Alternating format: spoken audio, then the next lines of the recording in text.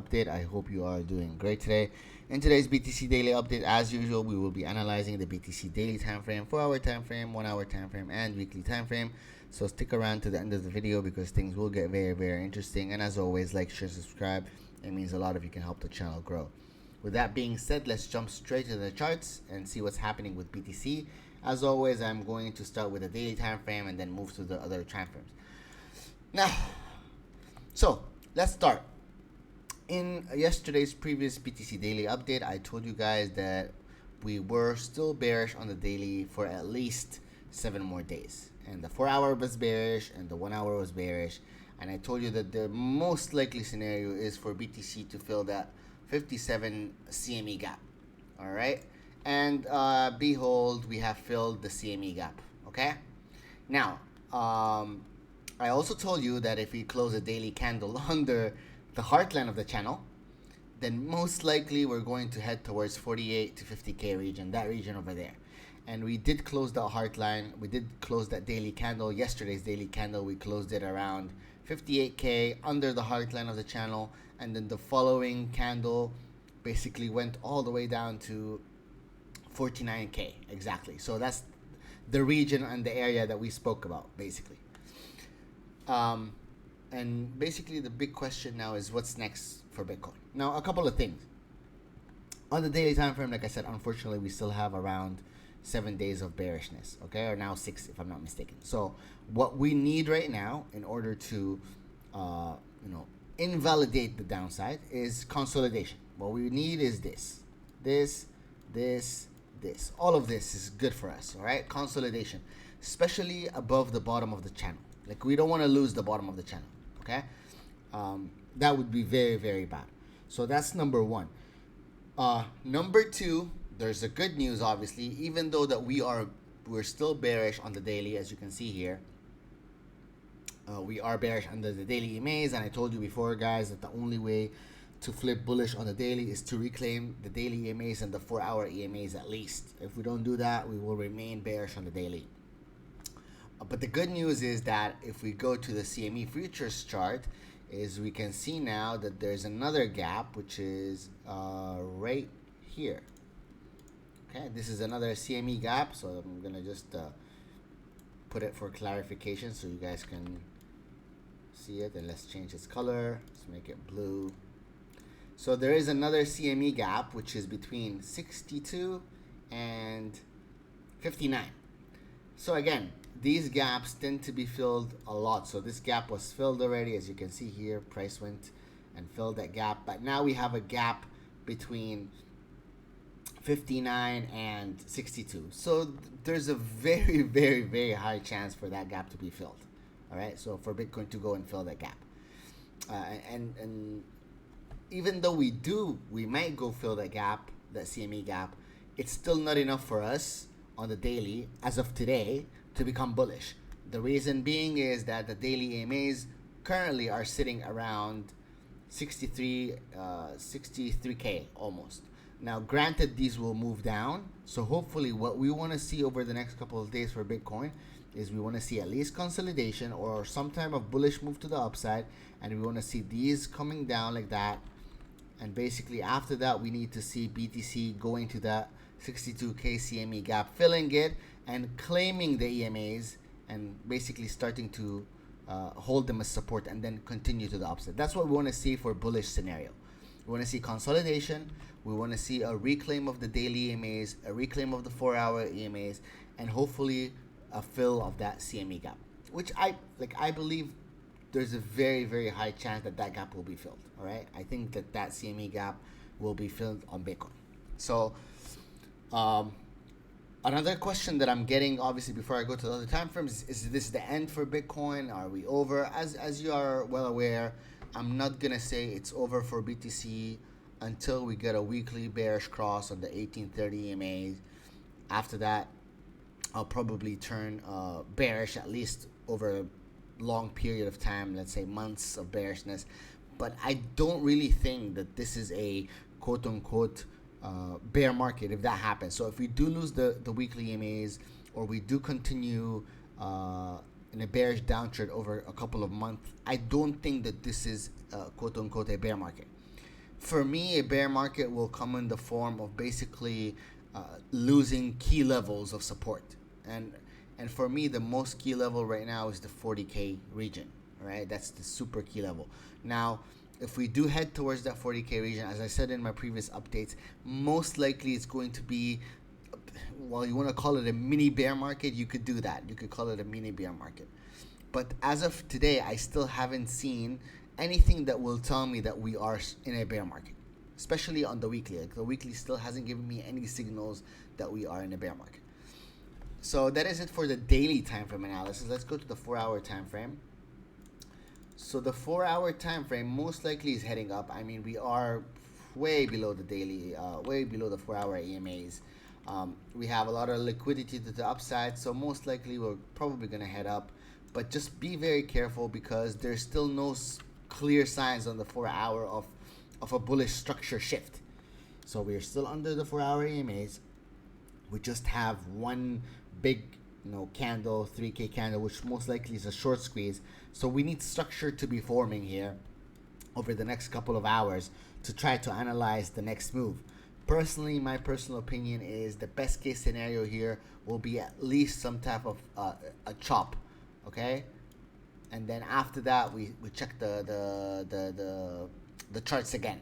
I don't see us going to the moon tomorrow. I see us basically kind of chopping.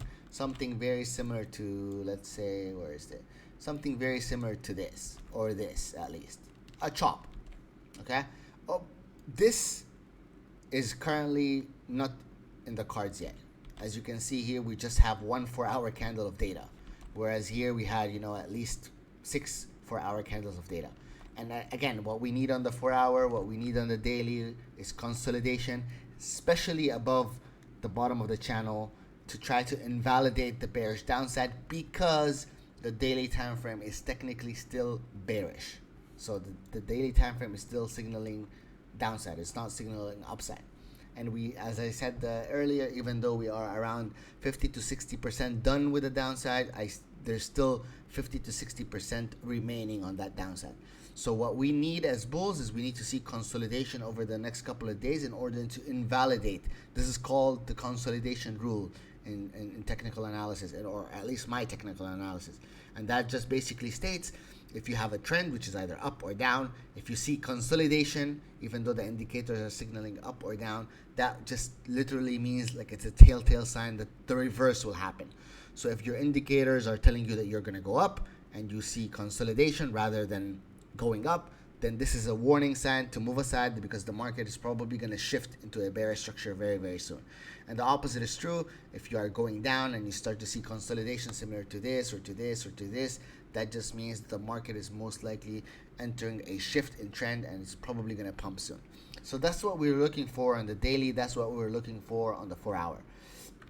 1-hour time frame, it flipped bullish, I think around the bottom. Yes, it did. So it flipped bullish. It's still bullish right now. I would say I would give it at least 3-4 hours more of bullishness. Again, we see consolidation on the 4-hour on over the next 4 hours on the 1-hour time frame, and we start seeing something that looks like this. Let me show you here. Something that looks like this, some type of consolidation. Then that just means move aside. This is gonna probably drop once more. All right.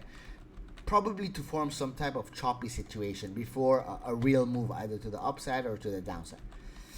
I personally, I don't think we go to the downside. Like I don't want to give a lot of hope to people, but I mean the bottom of this channel has been holding firmly and strongly for a long time. And on the upside we got many rejections, and on this downside we got many points of support. And right now we are at support, so there is no need to be bearish around this area. I like, if we're around 50 or 49K, I don't think people should be bearish, especially traders. I think they should be bullish, and they should be looking for entries to long rather than short, just with proper risk management, obviously. So 1 hour, as I said, it is bullish at least for 3 to 4 more hours, but just be very careful of some type of consolidation happening over the next 4 hours, because that just means that we're probably gonna go towards the low to retest them once more, somewhere around the lower end of the channel. All right. if we keep pushing up, then the most likely area of resistance that we're heading to is this supply and demand zone over here between 57 and 59, which I doubt, by the way. I really doubt that we're gonna head up towards 59 today. I think we will eventually go there to fill this huge CME gap that it was left there, but I don't think it's gonna happen over the next 4 hours. I think it's gonna take probably at least till the daily finalizes its bearish downtrend. As you are well aware, we are around 50% done with a bearish downtrend on the daily time frame. A weekly time frame. Sorry, this is the weekly here. Let's see on the weekly. On the weekly, I personally think no change. I mean, next week's candle is going to be so important. I think this week's candle and next week's candle is going to be so important, because if you remember, what we want on the weekly is we want a bullish cross and a move to the upside. All right, so a reverse. I'm going to show you an example of what we're looking for on the stochastic RSI on the weekly. We're looking for something exactly like this. Let me show you. Exactly like that. Okay, that's what I'm going to zoom in just to show you guys what this looks like. This is what we're looking for. We're looking for basically a bounce over this level, over the 20 level, with a bullish cross on the stochastic RSI on the weekly time frame. And that will only happen if we get some type of bullish candle close this week and next week. Now, this week is not really relevant. This week, I think as long as we close above the bottom of the channel, we're good. But next week is going to be very important. We need a candle close next week that basically will flip this stochastic RSI into a bullish stochastic cross. That will be very, very, very good. That will be a very, very good telltale sign that this is probably going to head up. If for some reason we don't get that and the stochastic RSI drops below 20 once more, that just basically means that we are going to remain in bear land over the next couple of weeks till BTC decides to cross bullish again over it. Okay, because it tends to happen. It tends to happen where the weekly crosses bullish and then does basically a fake out, and then it goes into bearish territory, stays there for a couple of weeks, and then starts to move up. But eventually, I believe the move will be up. Like, I'm not scared right now. I'm not scared for Bitcoin. I'm not scared for the crypto markets. I will only be scared if we get a bearish cross on the weekly EMAs and we start to get rejections on them. Something similar to this. And we explained this already in my previous BTC daily update. So that is it for today's BTC daily update. Just to summarize, daily time frame right now still looking bearish, still has bearish it's still in bearish territory for at least 6 days or so. What we need on the daily time frame is consolidation, especially above the bottom of the channel.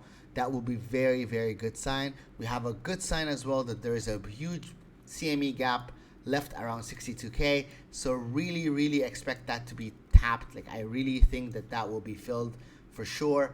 4 hour time frame signaling upset as well.